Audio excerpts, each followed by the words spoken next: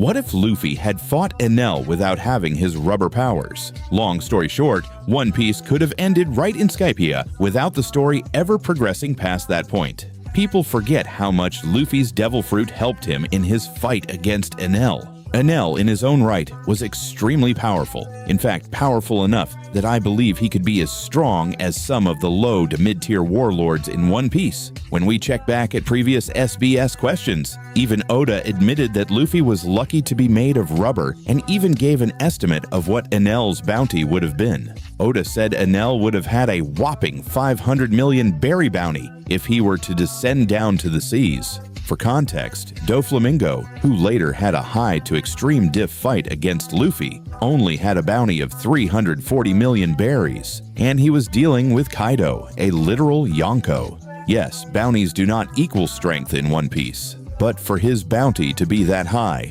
even higher than a warlord of the sea who had dealings with a Yonko, you have to acknowledge that strength had a lot to do with that decision. At this time in the story, I would also guess that Luffy and Zoro would be somewhat relative in terms of physical strength or physical capabilities in general. This version of Zoro got completely washed by Enel to the point where Enel literally stepped on his head after almost burning him to ash. And even if we give Luffy the benefit of the doubt and say he was 2 to maybe 3 times stronger than Zoro at this point, which is a stretch by all means, it still wouldn't change the fact that he is getting one shot by Enel. There was literally a scene of him being unaffected by Enel's lightning, and he just stood there stunned by his own ability not to be affected by it. Enel literally had to figure out a way mid-fight to counter Luffy by using heat-based attacks, which are effective against rubber, just to even have a sliver of a chance at winning. Couple all that with a verbatim statement from the author saying Luffy was lucky to have rubber powers, and it wouldn't be a stretch to say the Straw Hat Pirates could have been wiped out before they made a name for themselves.